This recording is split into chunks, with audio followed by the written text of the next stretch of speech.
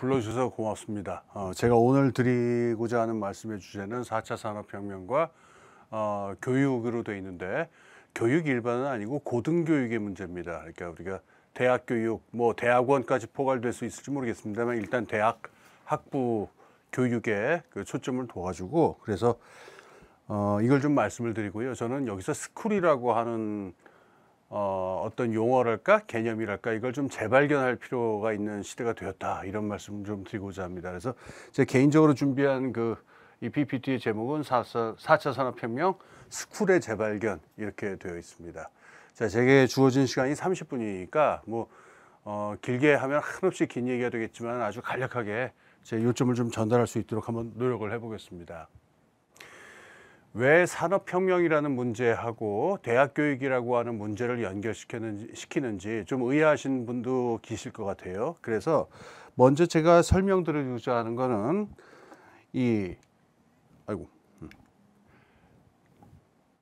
죄송합니다. 2차 산업혁명, 지금은 이제 지나갔죠. 보통 1870년대 정도에 시작해서 1950년대 정도에 이제 사그라드는 그 산업혁명의 두 번째 물결, 그 2차 산업혁명과 대학교육이 어떤 관계를 갖는지부터 좀 말씀을 드리고자 합니다.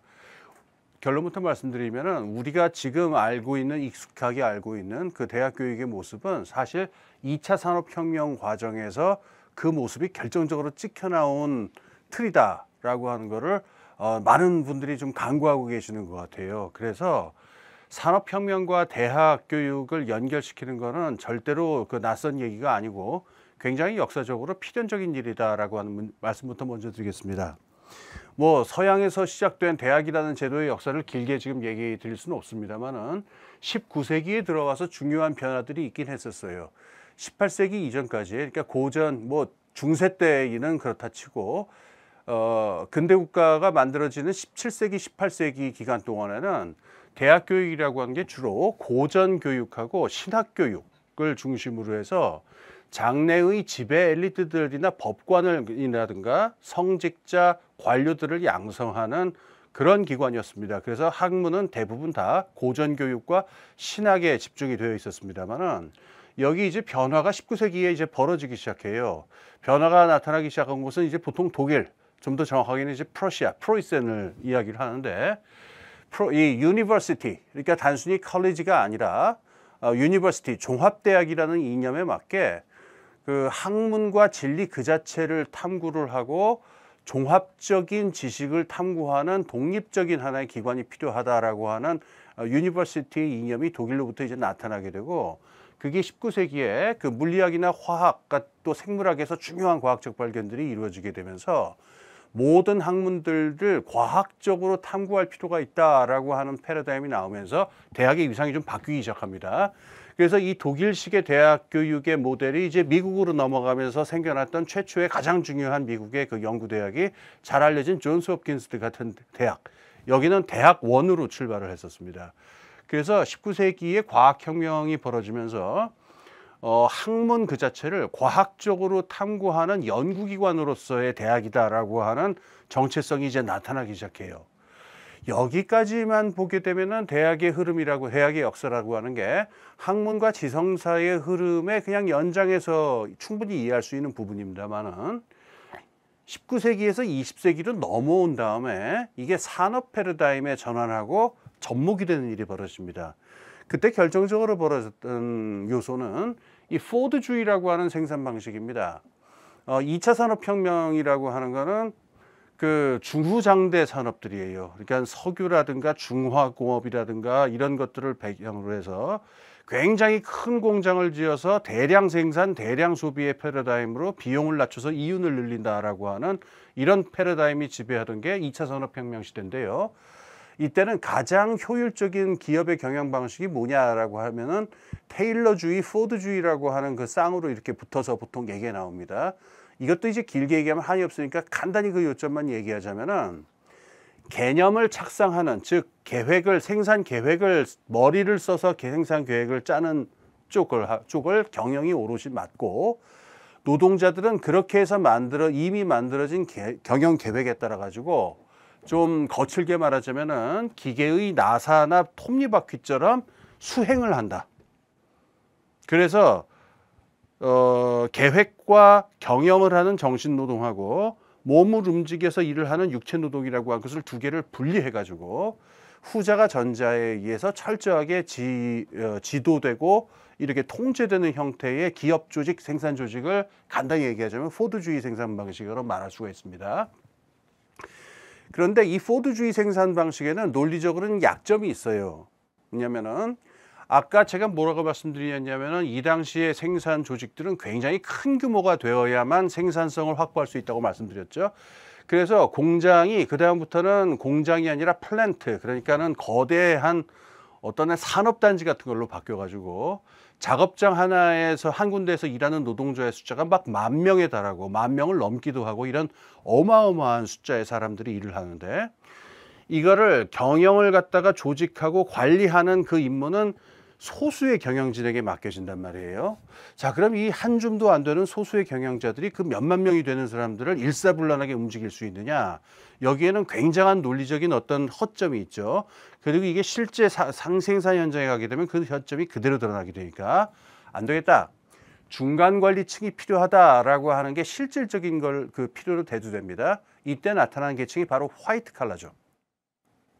그래서 이 화이트 칼라라고 하는 사람들은 나중에는 이제 화이트 칼라 노동자다라고 이렇게 뭐 정체성이 이야기되기도 합니다만은, 본원적으로는 이 화이트 칼라라고 하는 사람들은 경영진의 업무를 보조해 가지고 이 수만 명의 노동자들이 일사불란하게 움직일 수 있도록 경영을 돕는 보조 경영인들이에요.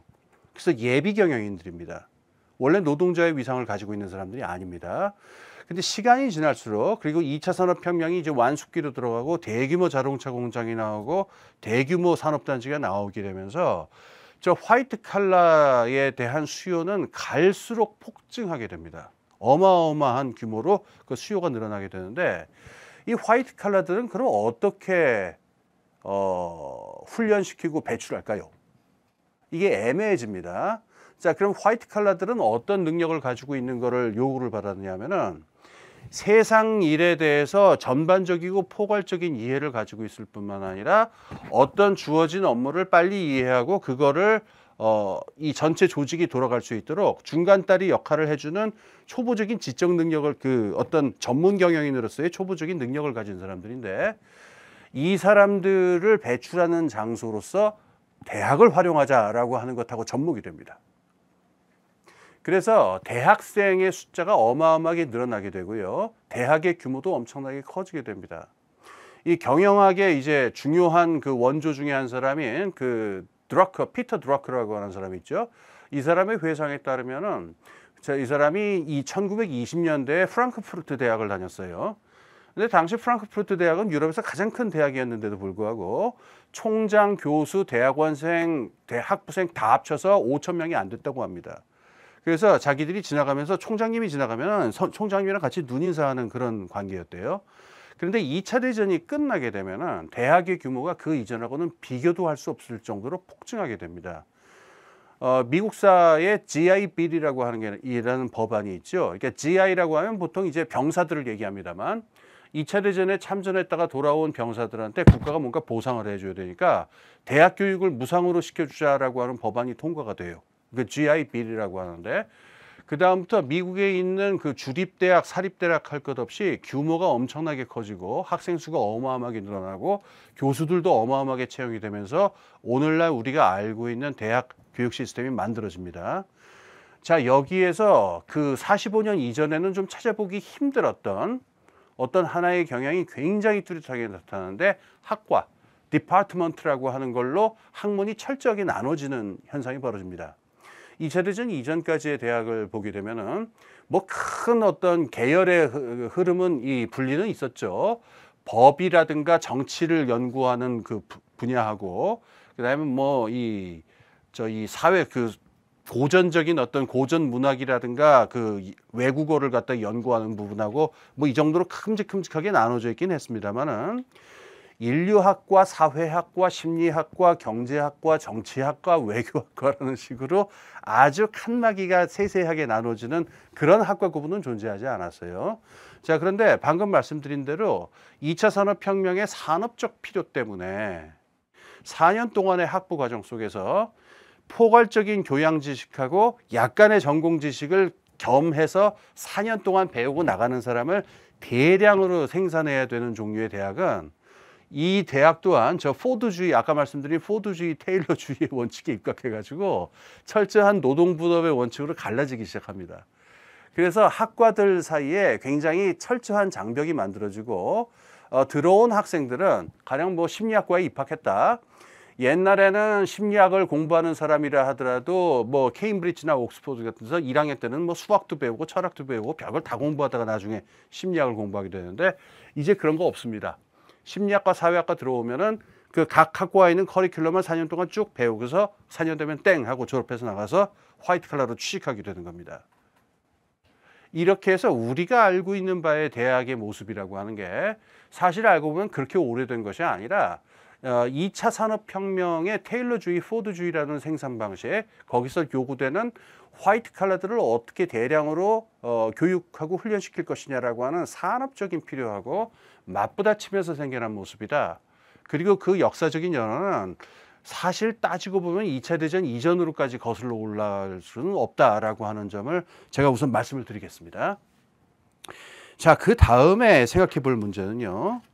문제는 지금의 산업혁명 단계하고 이렇게 해서 2차 산업혁명 단계에 만들어졌던 대학에 그러니까 그 옛날의 의미에서의 화이트 칼라들을 양산하는 것을 주된 목적으로 삼고 만들어진 대학 시스템하고 이게 과연 조응하느냐라고 하는 게 문제가 되겠죠. 시간이 없으니까 지금 벌어지고 있는 산업혁명의 단계를 뭐 이거를 3차라고 부르는 분도 있고 4차라고 부르는 분도 있습니다만은 뭐 3차, 4차 그냥 묶어서 얘기하겠습니다. 2차 산업혁명이 가라앉고 길게 잡으면 한 70년대, 80년대부터 디지털 혁명이 벌어지고 이른바 그 지식정보혁명 같은 것들이 벌어지면서 산업 패러다임이 완전히 바뀌기 시작했는데 그때 나타난 현재의 그때 나타난 그 오늘날까지의 그 산업 패러다임의 성격을 어떻게 파악할 것이냐, 이것도 긴 얘기를 짧게 하자면은 간단하게 이렇게 얘기할 수가 있습니다.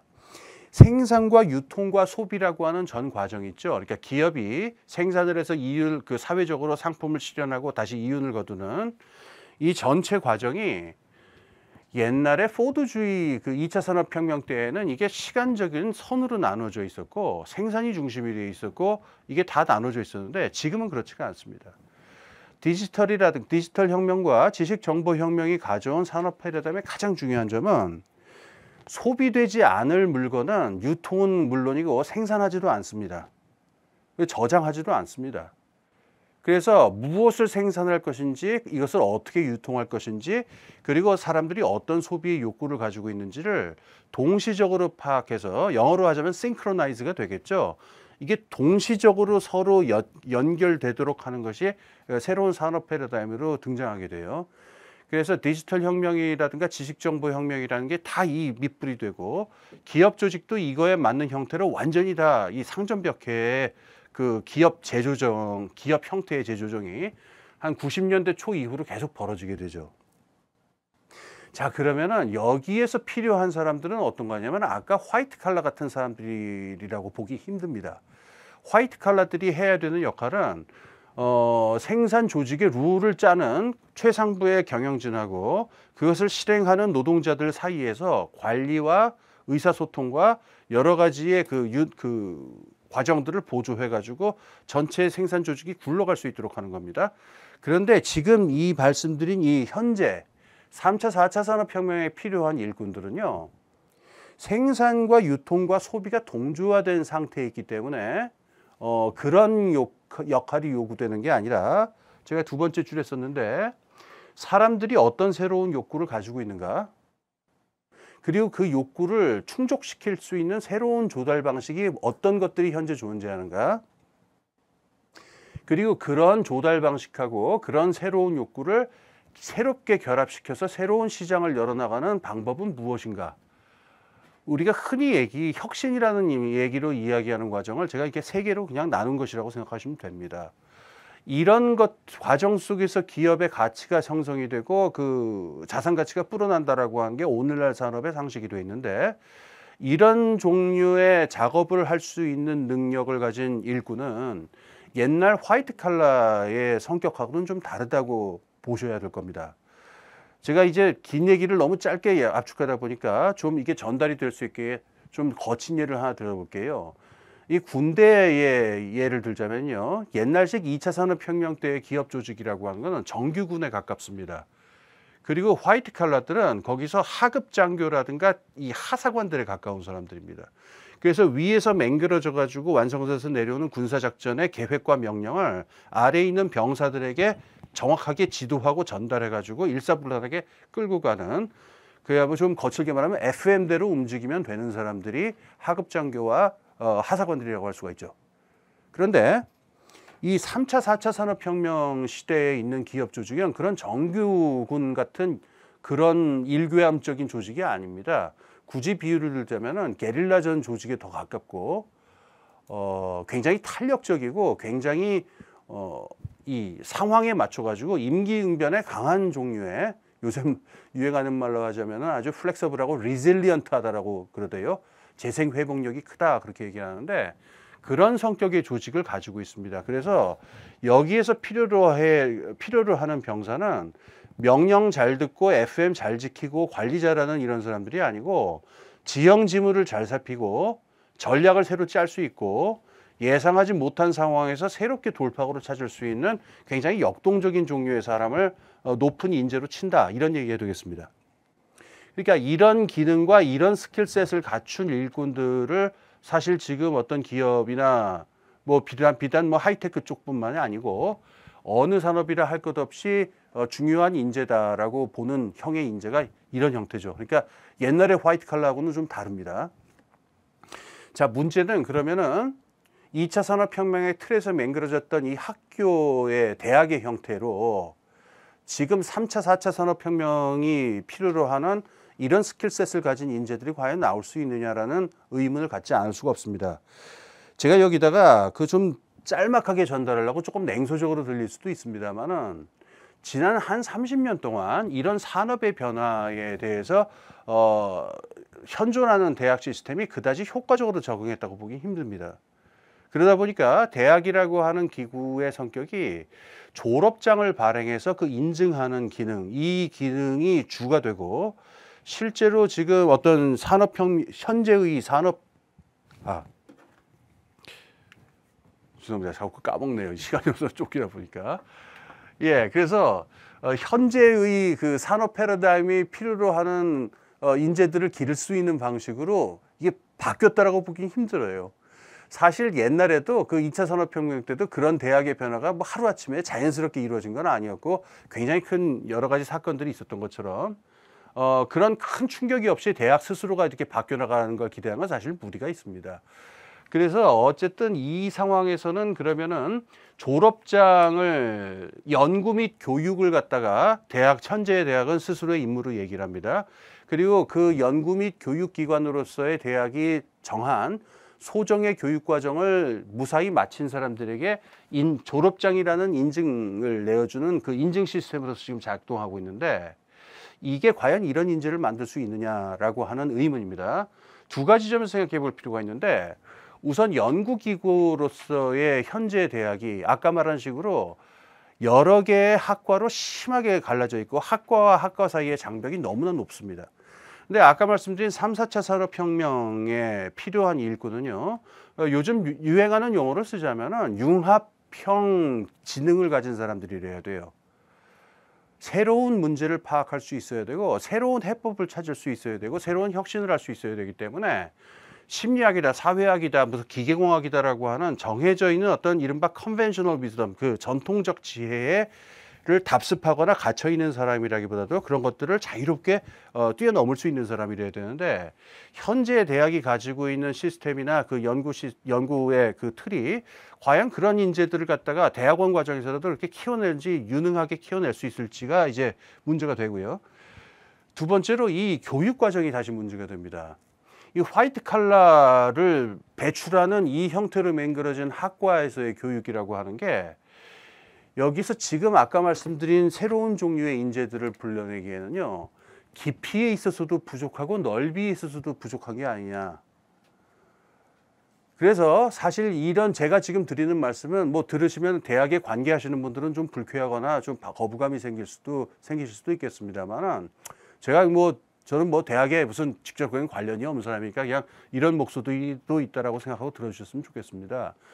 그래서 대학을 졸업해 봐야 이게 산업 현장에서의 나라는 사람의 어떤 가치가 준비되어 있다라고 느끼지 못한다라고 하는 불평이나 어떤 불만 같은 것들은 이미 오래전부터 팽배해 있는 상태인데 여기서 우리가 2차 산업혁명의 틀에서 찍혀진 현재의, 그러니까는 연구 및 교육을 내세우면서 하나의 그 졸업장 인증 시스템으로 이제 모습을 진화해 온 현재의 대학 제도가 충분한가라는 의문을 풀 수 있게 됩니다. 자, 그래서 제가 드린 말씀에서 위기의 징후가 지금 나타나고 있는데 고등학교가 부활하고 있습니다, 지금. 이게 무슨 소리냐. 고등학교는 언제부터 있었던 고등학교인데 갑자기 고등학교가 부활했다는 거냐. 제가 지금 말씀드리는 고등학교는요, 우리가 알고 있는 6년제, 3년제, 3년제, 4년제의 그 고등학교를 말씀드리는 게 아니고요. 일제시대 때 일본 제국주의 시대에 있었던 특수고등교육기관으로서의 고등학교를 제가 말씀드리는 겁니다. 이게 사실상 지금 살아나고 있습니다. 자, 이게 무슨 말인지 낯서신 분들이 있을 테니까 잠깐 그 일제시대의 교육제도를 잠깐 한번 찾아보겠습니다.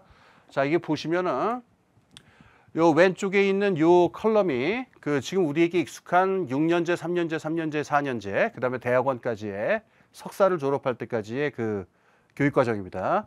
자, 요 점선을 기준으로 해서 오른쪽에 있는 게 일제시대 때 있었던 교육과정이었어요. 여기서 제가 이거 다 설명하자면 한이 없습니다. 무지하게 복잡한데 딱 두 가지 점만 여기서 하고 넘어가겠습니다.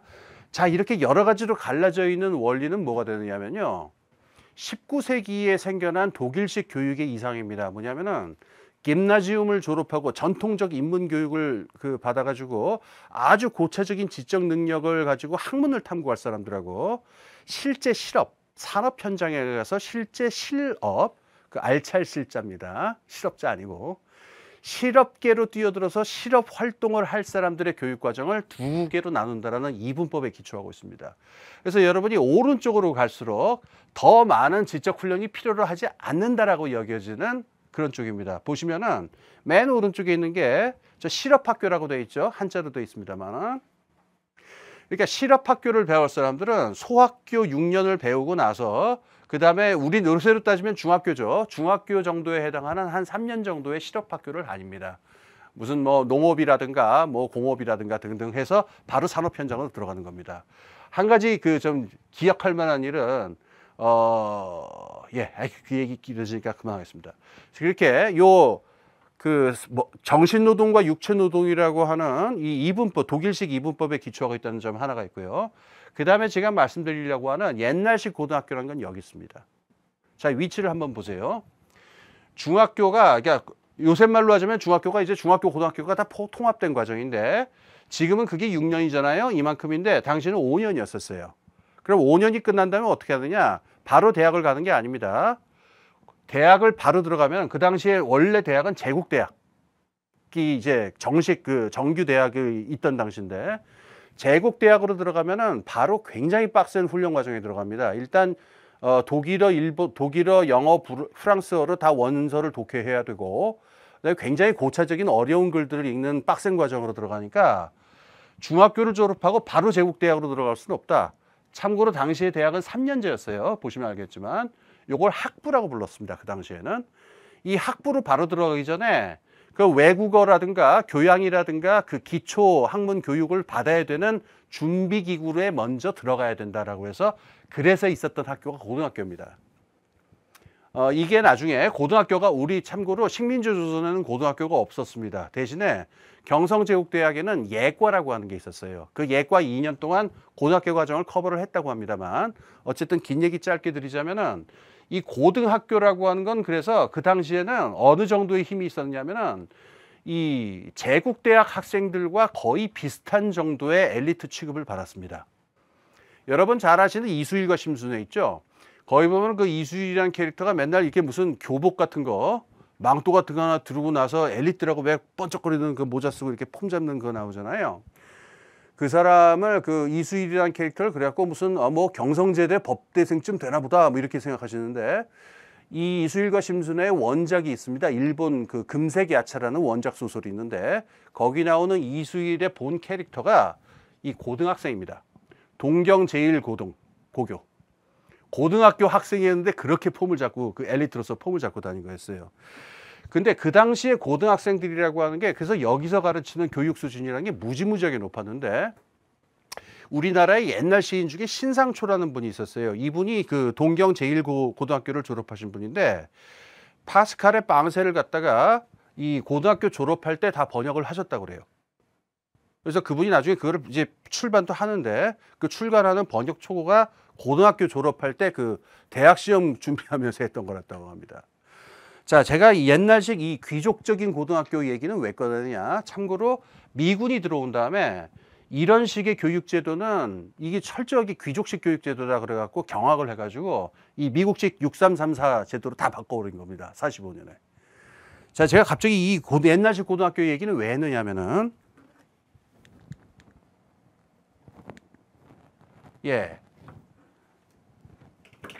제가 뭐 이름을 거명하지는 않겠습니다만 지난 2년 동안 우리나라를 뒤흔들었던 그 유명 정치인들의 자녀들, 그 고등학생 자녀들의 그 스펙 스캔들이 있었습니다.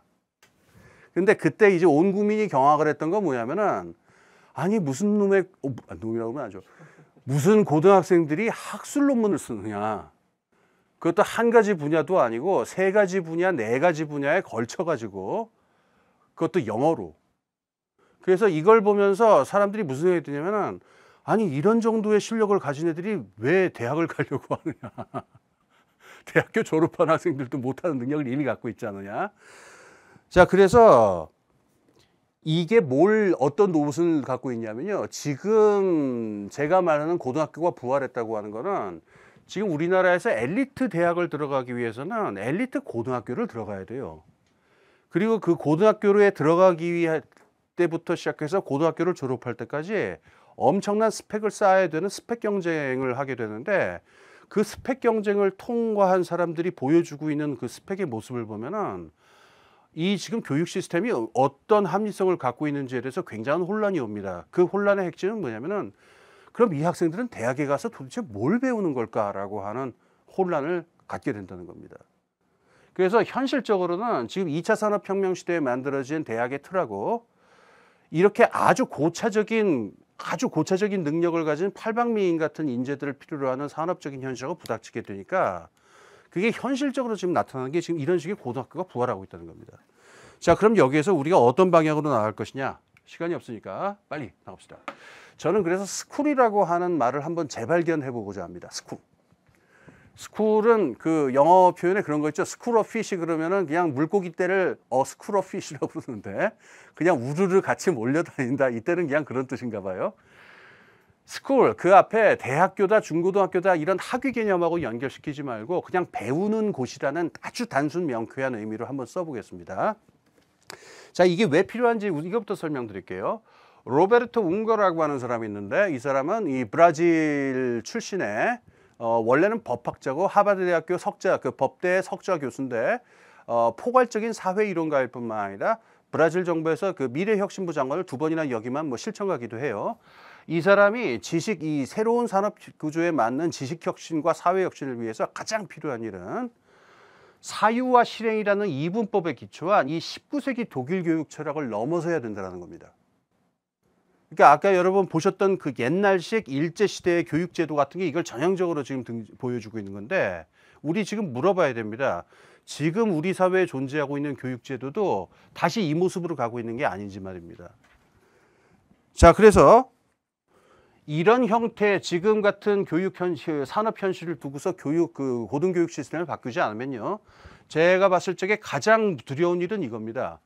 대학 교육과 교육 시스템이라고 하는 게 불평등을 사회적으로 생산할 뿐만 아니라 그걸 제도적으로 합리화시키고 정당화시키는 핵심적 기제로 전락할 위험이 있다고 하는 겁니다. 자, 이걸 넘어서려면 우리가 어떻게 해야 되느냐?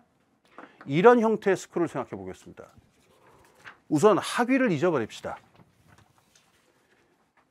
아까 보셨던 그 일제시대 때 그 덕지덕지한 교육 시스템 같은 거 있죠? 그거 잊어버리고 여기 들어오는 사람은 고졸도 상관없고 중졸도 상관없고 뭣도 상관없습니다. 이 학교에서 가르치고자 하는 바를 배우고자 하는 열의와 배울 준비가 되어 있다는 것만 입증되어 있으면 들어올 수 있도록 해야 합니다.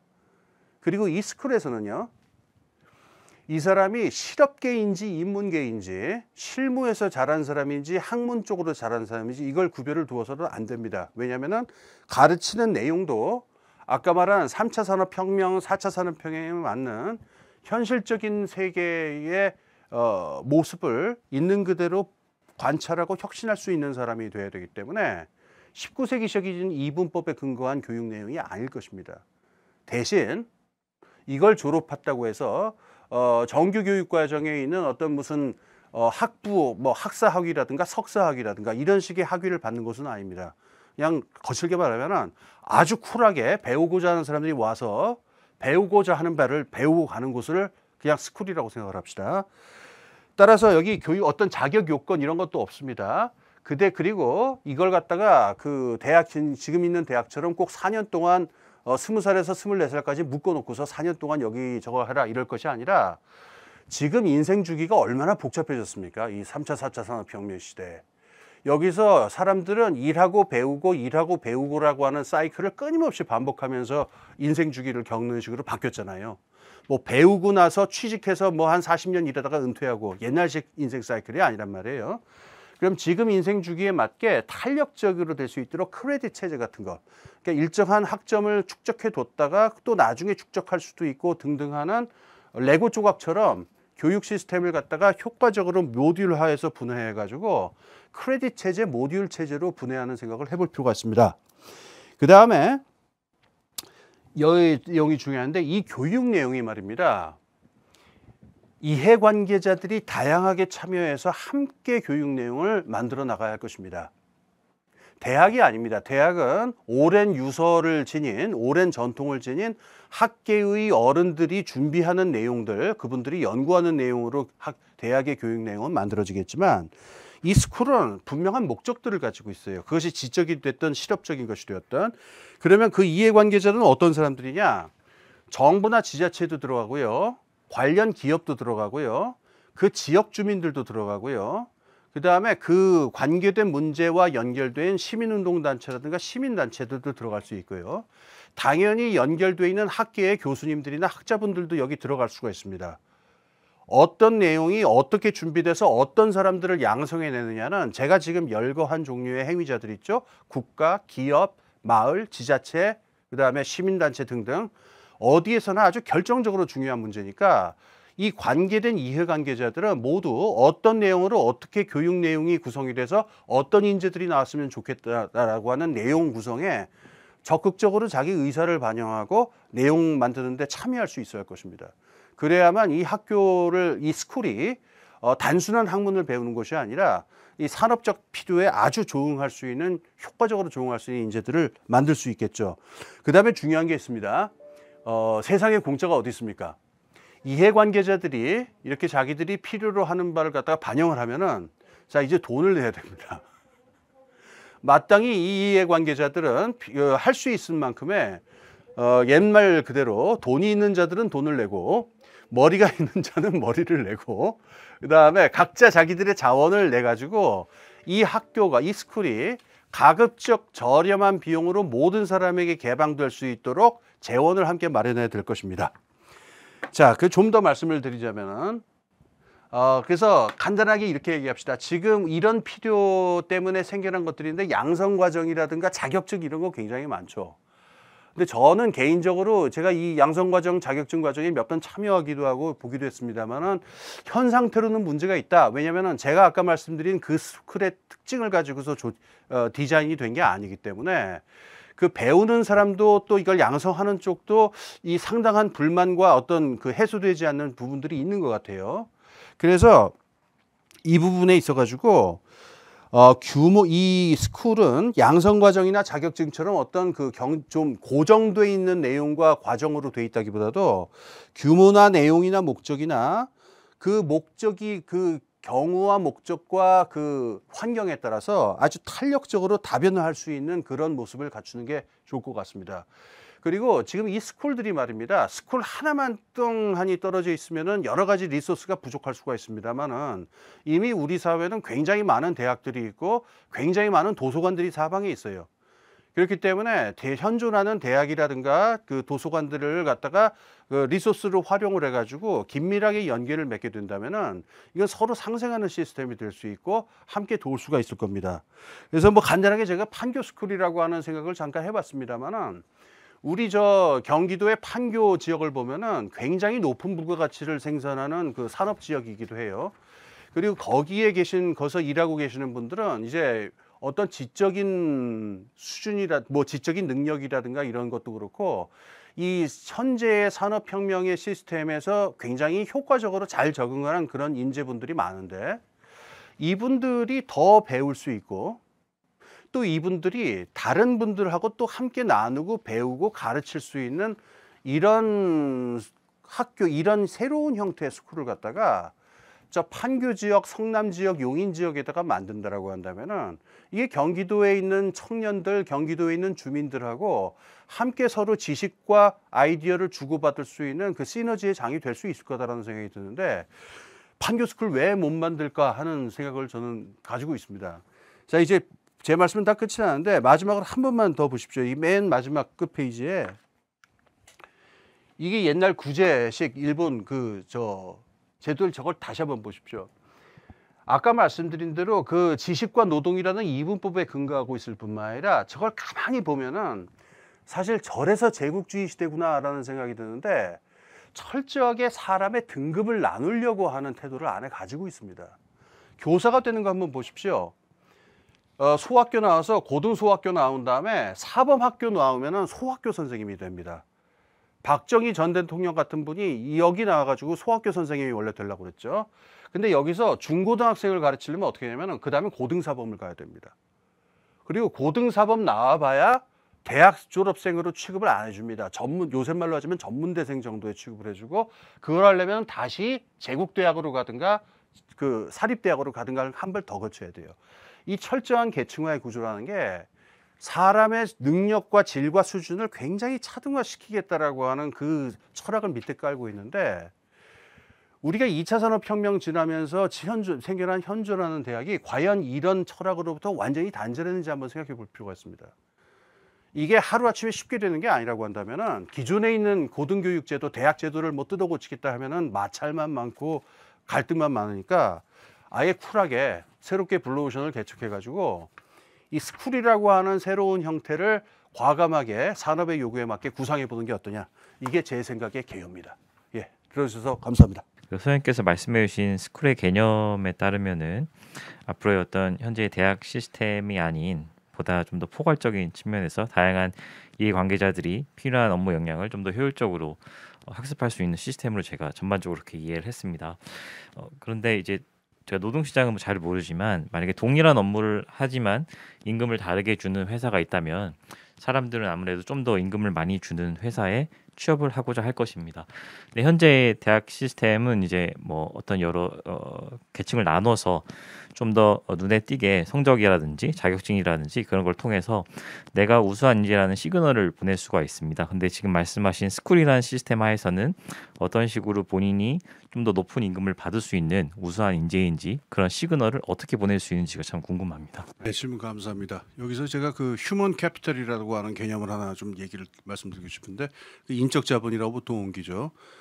게리 베커라고 하는 그 지금은 그 돌아간 경제학자가 60년대에 사람도 자본으로 볼 수 있다. 그래가지고 그 수익을 창출하는 데 관련된 어떤 능력을 가지고 있다면 그 사람도 자본이다. 그래서 사람도 그 자본으로 보고 그다음에 이제 자본 축적의 문제가 나오게 되죠. 그다음에 이제 그래서 그 사람이 수익을 창출하는 데 도움이 되는 이런저런 능력을 함양하고 길러가는 과정을 말하자면 인적 자본이 축적되는 과정이라고 말할 수가 있는데 여기까지만 얘기를 하면은 뭐라 그럴까 이게 별 어떤 논란이 없는 얘기라고 뭐 볼 수도 있어요. 그 보는 사람 시각에 따라서 표현할 수 있는데 문제는 그 자본을 우리가 기업에서 회계를 하는 사람들은 그 기업의 자산을 가치 평가를 하잖아요. 휴먼 캐피탈을 어떻게 가치 평가할 거냐 여기서 문제가 됩니다. 근데 이게 지금은 말하자면은 그 기업 자산에서는 그러니까 회계사들이 오랜 경험과 이 관행을 통해 가지고 자산 가치를 어떻게 산정을 하고 하는 룰들을 만들고 그걸 국제적인 회계 기준을 만들고 하는 적이 있는데 아주 그냥 터놓고 얘기했습니다. 인적 자본을 갖다가 평가하는 평가 기준이 있나요, 지금? 그러니까 그 인적 자본이라는 개념 자체가 너무 모호하고 도대체 어떤 게 그 사람이 어떤 능력을 갖고 있다라는 게 구체적으로 무슨 뜻이고 어떻게 평가할 것인지 애매하니까 사실은 그 애매함의 간극을 타고 들어온 게 스펙이거든요. 그러니까 스펙 있죠. 그러니까 뭐 우리가 스펙이란 말 이제 많이 씁니다만은 그야말로 영어로 하자면 레주메이에 길게 쓰는 뭐 무슨 대학 나왔고 무슨 자격증이고 등등등등 하게 돼 있으면은 그걸로 이게 가치 평가를 그 인적 자본의 가치 평가를 대체하는 이런 일들이 사실 벌어진 거거든요. 근데 지금 제가 오늘 얘기했던 골자를 다른 말로 표현하자면 뭐냐면은 그 스펙을 통한 인적 자본의 평가 방식이라는 게 이게 기업들도 별로 만족하지 못하고 당사자들도 별로 만족스럽지가 않고 비용은 비용대로 들고 본인들의 고통은 고통대로 심하고 아동기와 사춘기는 날아가고 그러니까 이게 모두가 불안한 방식으로 인적 자본의 이게 이 가치 평가가 벌어지는데 여기서 문제가 되는 그러면은 인적 자본이라는 개념을 일단 받아들인다 합시다. 그럼 이거를 실질적으로 좀 더 효과적으로 우리가 집단적으로 함께 함양하고 평가하는 시스템을 대안적으로 만들자는 거예요. 지금 그걸 어떻게 하다 보니까 아까 말씀드린 이유에서 대학이라고 한 건 몇백 년 된 제도인데 사회학에 원래 그런 법칙이 있어요. 그 가용성의 법칙이라고 그래갖고 이가 없으면 이빨로 아유 죄송해요. 이가 없으면 잇몸으로 씹죠. 그러니까 어떤 사회적으로 어느 기능이 필요한데 그 기능에 해나가는 제도가 없으면은 원래 있었던 비슷한 제도로 그냥 갖다가 그걸 쓴다 그런 법칙이 있거든요. 어떻게 보면은 지금 대학이 인적 자본의 인증 시스템의 역할을 하게 된 거는 이 가용성의 법칙 때문이에요. 대학은 원래 이런 거라고 있는 데가 아닙니다. 옛날에 그랬죠. 집에 엘리트들 옥스퍼드 케임브리지 나왔다 그래서 그걸 인증하는 그건 있었을지 몰라도 인적 자본 일반에 대해서 인증을 하는 그런 기능과 표준을 가진 그런 제도는 아니란 말이에요. 그러니까 문제는 지금 그렇다면은 좀 더 현실적이고 합리적이고 그리고 효율적인 비효율이 발생하지 않는 방식으로 인적 자본을 함께 조성하고 함께 평가할 수 있는 그런 기구는 없겠느냐. 그래서 스쿨이라고 하는 새로운 제도를 한번 생각해 보자라는 거예요. 이렇게 말씀하면 좀 드리면 좀 답이 됐을 거라고 생각합니다. 예. 네, 전략정책부 최훈입니다. 저는 그냥 간단한 질문인데요. 그 새로운 어떤 대안적인 형태로서 스쿨이라는 개념을 이제 소개해 주시면서 여기 인생 주기에 맞춘 탄력적인 크레딧 체제라는 설명을 해주셨는데 제가 사실 이 부분이 잘 이해가 안 돼가지고 만약 크레딧을 이렇게 뭔가를 얻어가게 된 이거 좀 보충 설명을 좀 해주시면 좋을 것 같고요. 크레딧을 얻게 되면 이것이 어떻게 좀 좋은 점이 그걸 축적한 사람이 어떤 것들을 얻을 수 있는지 뭐 그런 개념까지 좀 추가 설명을 해주시면 감사드리겠습니다. 제일 이해하기 쉬운 예는 그 미국에서 그 커뮤니티 칼리지에 있는 그 크레딧 시스템 생각하시면 되는데. 미국의 그 커뮤니티 칼리지라고 하는 게 있죠. 우리나라는 해당되는 제도가 없습니다만은 대학을 다닐 만한 시간적인 경제적인 여력이 안 되는 사람들은 그 마을에 있는 그 가까이에 이를테면 지자체 차원에서 그 교양 과목하고 그러니까 대학교 1학년, 2학년에서 가르칠 법한 그런 교양 과목에 해당하는 과목들이랑 실제 직업의 실무 교육 같은 것들을 가르칩니다. 그러면은 그리고 여기는 학비가 아예 없거나 굉장히 저렴합니다. 그리고 동네에 있으니까 사람들이 시간이 없고 돈이 없어도 짬짬이 시간을 내서 직장 다니는 동안에도 거기 갖고 독일어 1 기초 독일어 과정 하나 배우면 그 크레딧을 따요. 그 다음에 뭐 등등입니다. 뭐 경제 원론 이런 것도 들을 수가 있죠. 그래서 이런 것들을 따놓으면은 이걸 나중에 이 사람이 주립대학으로 편입을 하게 되면은 이걸 들은 걸로 인정을 해줍니다. 그래서 4년 다닐 거 3년만 다니거나 2년만 다니거나 할 수가 있어요. 다시 말해서 한 덩어리, 그러니까 4년 한 덩어리에서 졸업장 하나 받는 이따만한 덩어리로 교육 시스템이 존재하는 게 아니고, 그러니까 모듈화돼 있는 거죠. 하나하나 떨어져 있는 그거를 축적해가지고 대학을 다니는 학비와 시간을 확 줄일 수 있는 그걸 우선 생각하시면 되는데, 저는 이렇게 이걸 여기서 조금 발전된 생각입니다. 제가 이제 경제학과를 나왔으니까 경제 얘기를 들게요. 경제학과를 졸업해봐야 이 사실은 그 수학 공부만 죽도록 하고 나가게 되고, 경제신문 봐도 사실 무슨 소리인지 잘 모르고 그래요. 그리고 실제 그 기획재정부라든가 이런 데가 어떻게 굴러가는지에 대해서는 거의 배우는 바가 없이 나갑니다만은, 경제학과를 졸업한 학생이 그다음에 금융기관에 들어갈 수도 있고 뭐 경제신문 기자가 될 수도 있습니다만, 거기서 몇 년 일한 다음에는 절실하게 뭐가 필요하냐면은 이 경제정책의 의사결정 과정이 구체적으로 어떤 거냐에 대해서 알고 싶단 말이에요. 근데 이건 경제학과도 안 가르치고 정치학과도 더 안 가르쳐요. 제가 아는 바로는 이런 과목은 없어요. 그럼 이러면은 이런 건 스쿨에서 소화시켜줘야 됩니다. 그래서 이 정책 과정에 실제로 참여했던 분들이라든가 선배 기자라든가 이런 사람들이 모여서 교육 과정을 짜고, 이 과목을 들은 사람들, 이 과목의 커리큘럼이나 과정이 다 공개가 돼서 사람들한테 공신력을 가진다면은, 이 사람은 그 과목을 갖다가 한 6개월 간의 저걸 받았다, 강좌를 들었다 그러면은 자기 경력서에다가 이 과목을 듣고 여기서 이런 평가를 받았습니다라고 쓸 수 있어야 돼요. 그래서 스쿨 하나를 가령 1년 이내에서 스쿨을 통째로 다 다녀야 되는 것도 아니고, 스쿨에서 오퍼하고 있는 의미 있는 그런 과목들이 있으면은 그 과목들 필요에 따라서 이런 과목들은 한없이 많이 생겨날 수도 있고 또 필요 없으면 다 없어질 수도 있습니다. 이렇게 그 모듈화된 레고 조각으로 교육 시스템을 생각하자는 아이디어입니다. 전 두 가지 뭐 질문을 좀 드리고 싶은데, 첫 번째는 2차 산업혁명 이후에 어떻게 보면 현재까지 고착화되어 있는 대학 교육 시스템 과 지금 제안하신 스쿨과 같은 어떻게 보면 혁신 교육이라고 할 수 있겠는데요. 이런 방식이 사실 현재 상황에서 이제 공존하는 것이 좀 필요한 건지, 아니면 기존 체계를 일거에 정말 이렇게 혁신적으로 확 시스템을 바꿔야 하는 건지, 그러니까 기존 시스템, 현재 시스템도 나름의 현재 체계에서는 유용성을 갖는 건지, 그 질문 하나 좀 드리고 싶고요. 두 번째는 선생님께서 다른 곳에서 여러 차례 그 집단적 역량 강화 뭐 이렇게 말씀 많이 하신 걸로 알고 있고, 또 핀란드의 어떤 엘리베이터론 말씀하셨는데, 그 부분과 지금 말씀하신 이 4차 산업혁명 시대에 우리가 가야 할 어떤 방향과 어떻게 접목이 될 수 있는지 간략하게 좀 말씀을 해주시면 감사하겠습니다. 그 대학은 그 나름의 오랜 논리와 역사와 전통과 흐름이 있기 때문에 거기서 어떤 방향으로 가고 어떻게 할지는 사실은 저 같은 구계자가 뭐라고 말할 일은 아닌 것 같아요.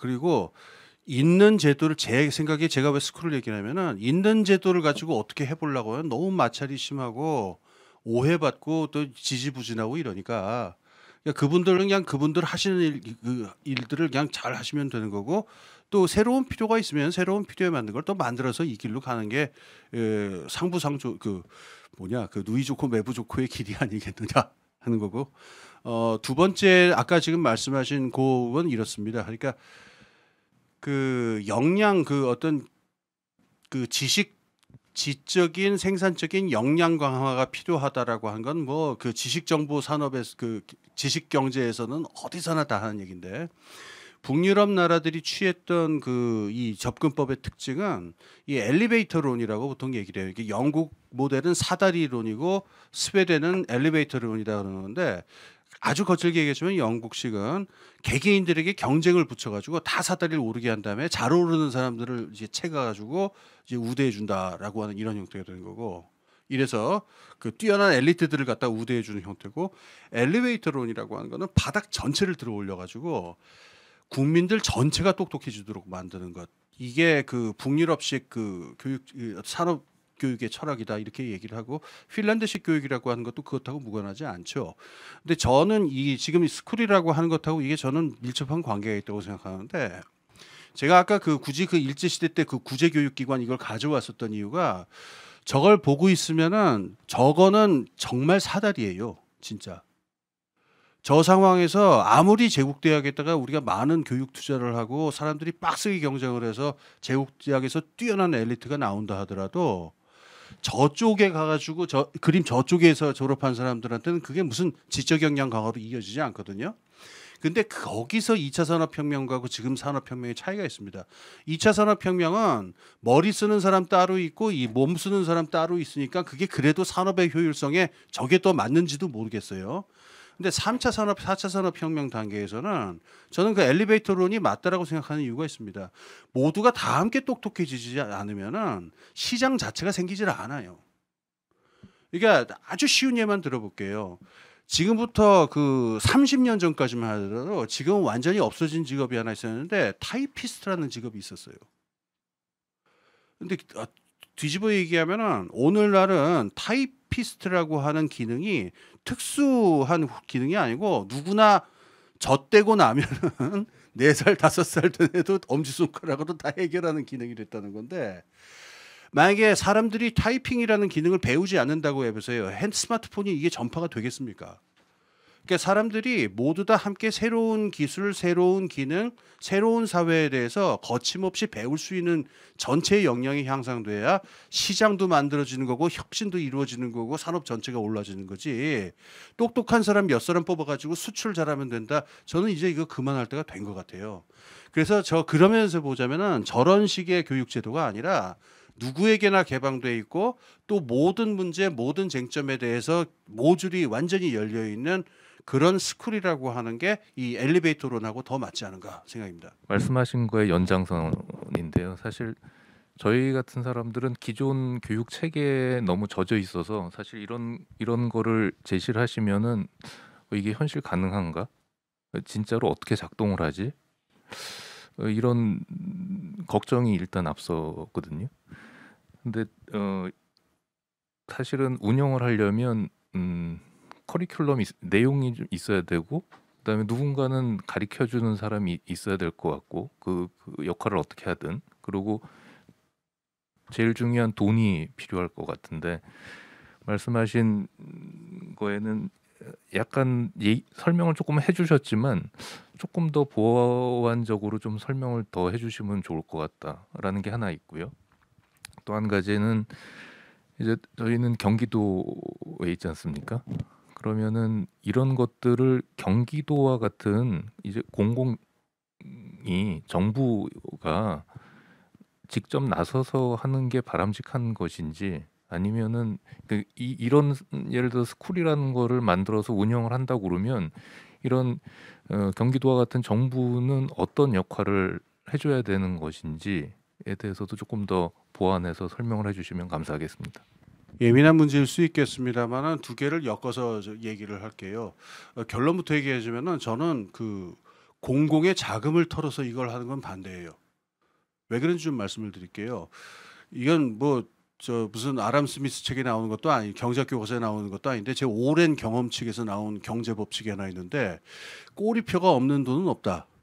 모든 돈에는 다 뭐가 달려 있다, 줄이 걸려 있다라고 하는 건데 이건 공공에서 돈이 나오든 어디서 돈이 나오든 마찬가지이기 때문에 이거를 운영하는 재원이라든가 자원을 갖다가 어떤 명분이나 어떤 논리를 세워서 어느 한쪽에서 저걸 하게 되면은 책임을 지고 책임과 이 권리를 가져야 되는 쪽에서 부당하게 책임이 빠져나가는 경우도 있고 또 부당하게 책임을 많이 진 쪽이 그 불만을 품고 더 많은 부당한 권리를 요구하는 경우도 있게 되는데 지금 말씀드린 저 스쿨이라고 하는 거는 여러 이해관계자들의 조화로운 균형이 제일 중요합니다.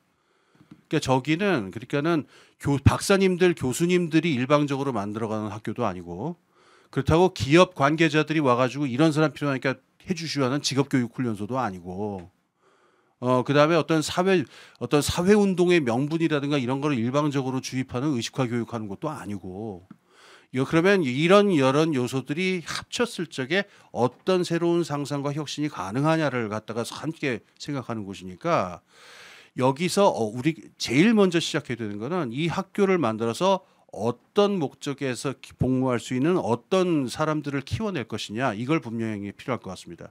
단 이게 절대로 이건 아닙니다. 뭐 기능적으로 당장 어디에 투입돼서 당장 무슨 일을 할 수 있는 사람 이런 좁은 의미의 직업 교육을 얘기하는 게 아니라 이를테면은 경제하고 사회의 관계를 생각해서 제도를 설계할 수 있는 사람이라든가 뭐 이렇게 포괄적으로 목적은 정해야 되겠죠. 포괄적으로 목적을 정해놓고 그 목적에 맞도록 설계를 한 다음에 거기 관계된 이해관계자들을 잘 모으고 설득해서 그 안에서 균형 있는 가버넌스를 만드는 게 제일 중요할 것 같아요.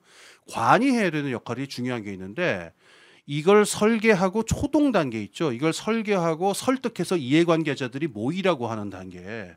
제가 생각하기엔 여기까지는 관이 주도할 필요가 있어요.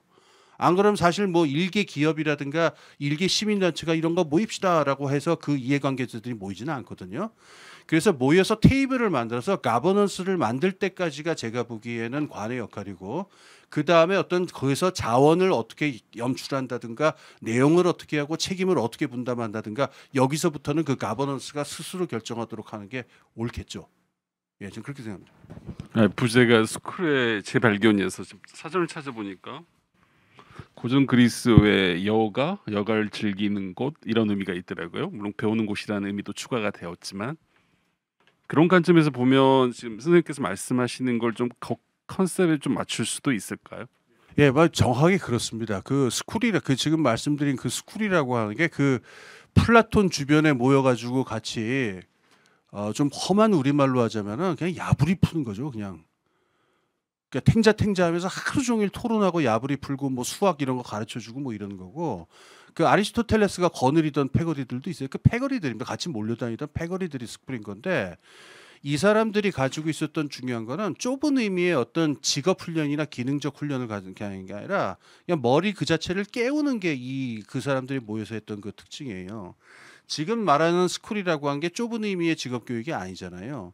그래서 다 같이 모여가지고 우리에게 어떤 문제가 그리고 무엇이 문제인지를 함께 생각해 보자라고 하는 그런 포괄적인 의미를 가지고 얘기를 하게 되는 거니까 지금 그리스 사람들이 모여서 같이 토론하고 얘기하던 식으로 어떤 좁은 의미의 기능적인 목적이 아니라 더 큰 차원에서의 지적 실천적 능력을 함양하는 장소 뭐 이렇게 이해할 수 있을 것 같습니다.